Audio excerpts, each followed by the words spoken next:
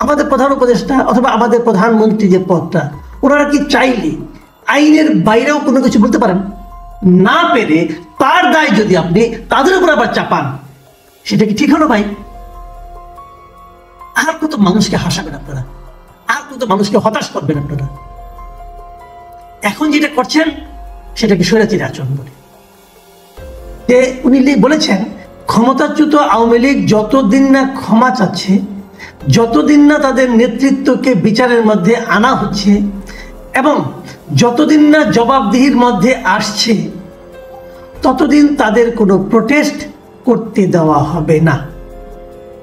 এই হলো ওনার বক্তব্য। এই যে বক্তব্যটা উনি দিয়েছেন, এটা কিন্তু আজকে বিকেলে দিয়েছেন, মানে প্রেস ব্রিফিংয়ে। এটা আবার আজকে সকালে ওনার যে ফেসবুক আছে সেখানে উনি পোস্ট করে এটা দিয়েছেন এবং তিনি বলেছেন এটাই হলো সরকারের অবস্থান। এখন এটা নিয়ে আমার মনে হয় আমি একটু আসলে কথা বলতে চাই। এবং উনি বলেছেন যে মানে একদম হুবহু ওনার ভাষায় যেটা আমি বললাম আর কি, এবং উনি বলেছেন যে তাদের আগে বিচারের সম্মুখীন হতে হবে। এখানে সরকারের স্পষ্ট অবস্থান, তার মানে উনি যেটা বলেছেন এটাই সরকারের অবস্থান। এখন সরকারের অবস্থানটা কিভাবে হলো? এটা কি কোনো ক্যাবিনেট মিটিংয়ের মাধ্যমে সিদ্ধান্ত হয়েছে, অথবা সরকারের একজন দুজন উপদেষ্টাকে ওনাকে জানিয়েছেন, নাকি সরকারের সকল উপদেষ্টা ওনাকে জানিয়েছেন, নাকি প্রধান উপদেষ্টা স্বয়ং ওনাকে জানিয়েছেন? এই ব্যাপারটা আমার জানা নাই, উনিও স্পষ্ট করেন নাই। বাট একটা জিনিস মাথায় রাখতে হবে, উনি কিন্তু সরকারের একজন কর্মচারী, বেতনভুক্ত কর্মচারী। উনি কোনো রাজনৈতিক নেতৃত্ব না, বাট উনি সরকারও না, উনি সরকারের নীতি নির্ধারকদের মধ্যে কেউ নন। উনি প্রেস সেক্রেটারি, প্রধান উপদেষ্টা প্রেস সেক্রেটারি হিসাবে প্রধান উপদেষ্টার যে বক্তব্য, প্রধান উপদেষ্টার যে অভিমত, সেটাই উনি জনগণের সামনে প্রকাশ করেন। সেই হিসাবে তত্ত্বগতভাবে আমি ধরে নিতে পারি খোদ প্রধান উপদেষ্টাই এই কথা বলেছেন। যদি এই কথা প্রধান উপদেষ্টা বলে থাকেন, আমি এটাকে প্রধান উপদেষ্টার বক্তব্য হিসেবে বিবেচনা করব, কারণ ওনার প্রেস সেক্রেটারি বলেছেন, তো ওনার কথার বাইরে তো উনি বলবেন না, উনি তো বানাই বানাই বলবেন না। যে আমি এটাকে প্রধান উপদেষ্টার বক্তব্য হিসেবে নিচ্ছি। তাহলে প্রধান উপদেষ্টা কি বললেন? তিনি বললেন যে আওয়ামী লীগকে কোনো ধরনের রাজনৈতিক কর্মসূচি মানে প্রোটেস্ট করতে দেওয়া হবে না।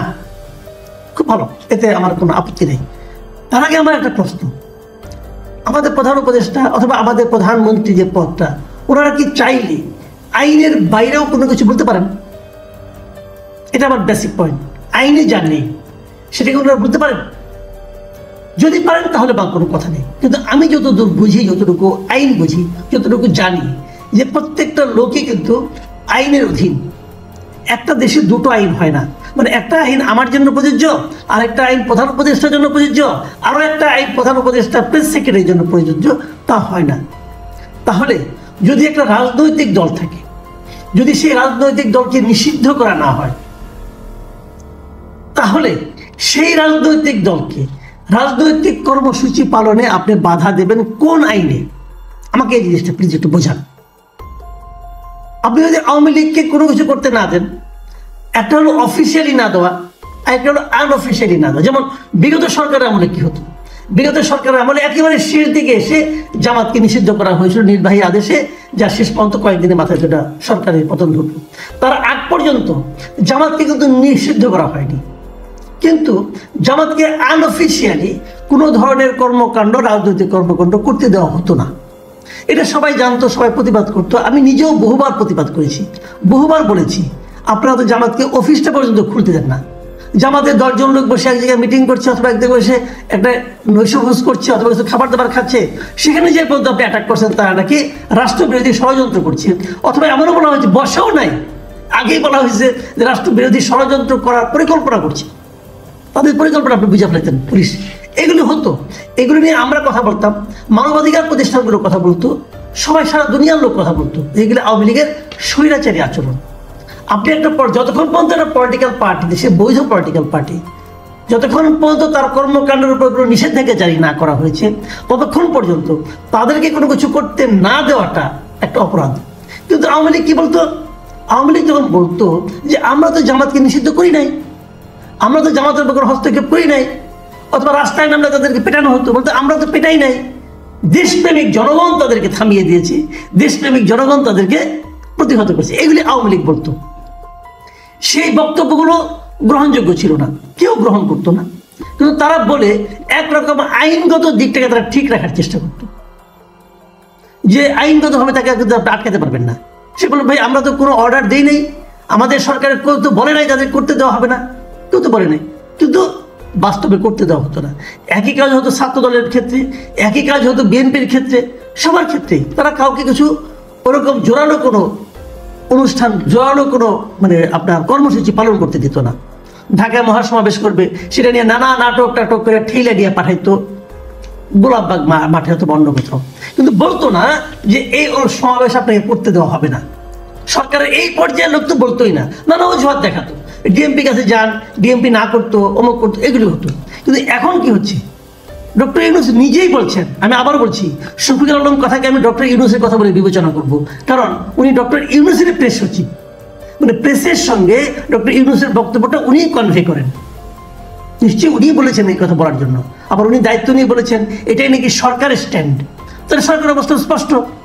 তাহলে আমি বলতে চাচ্ছি যে ডক্টর ইউনূস তাহলে কিভাবে বলেন যে তাদের কোনো কর্মসূচি পালন করতে দেওয়া হবে না?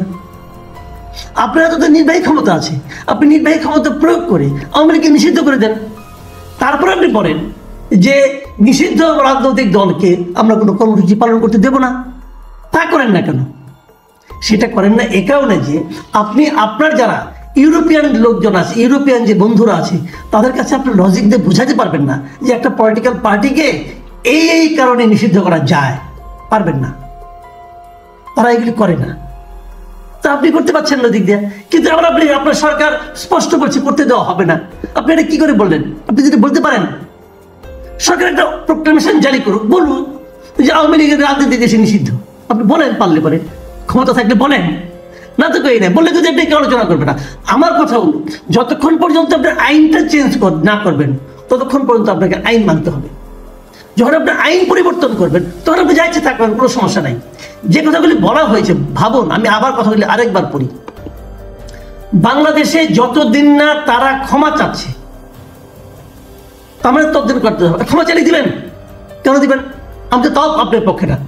যদি তারা ক্ষমা চায় তাতে কি আসে যায়? আমি তো তাদের বিচার দাবি করছি, তাদেরকে আপনি বিচার করবেন, প্রত্যেকটা অপরাধীকে আপনি বিচার করবেন। যারা যারা এই জুলাই অভ্যুত্থানের সময় সাধারণ মানুষের উপর নির্যাতন করেছে, গুলি করেছে, হত্যা করেছে, এর সঙ্গে চেইনের যত লোক জড়িত, যিনি আদেশ দিয়েছেন, যিনি অনুমোদন করেছেন, যিনি গুলি চালিয়েছেন, প্রত্যেকটা জড়িত লোককে বিচারের আওতায় আনতে হবে এবং তাদেরকে দৃষ্টান্তমূলক বিচার করতে হবে। তো উনি ক্ষমা চাইলে আপনি বিচার করতে দেবেন? তারপর বলছেন যতদিন না তাদের নেতৃত্বকে বিচারের মধ্যে আনা হচ্ছে, তা আনেন না কেন?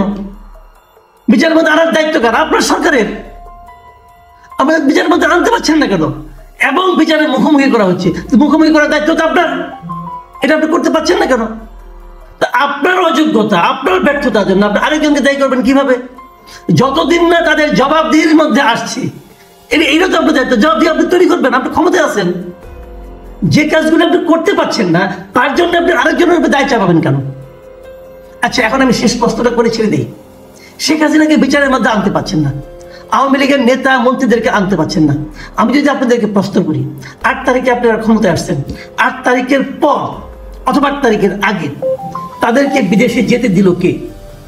শেখ হাসিনাকে এ দেশ থেকে বের করে ইন্ডিয়া পাঠিয়ে দেওয়া হচ্ছে, কে পাঠিয়ে দিয়েছে? এর জন্য দায় কার? শেখ হাসিনাকে আপনি আনতে পারছেন না, কার জন্য আনতে পারছেন না? কে তাকে পাঠিয়ে দিল? তাকে ধরেন, তাকে জিজ্ঞাসা করেন তুমি কেন পাঠিয়ে দিলে বিদেশে। অথবা ওবায়দুল কাদের খবর আমরা জানি, এতদিন ওনারা দেশে ছিলেন, তারপর উনি পালিয়ে গেলেন।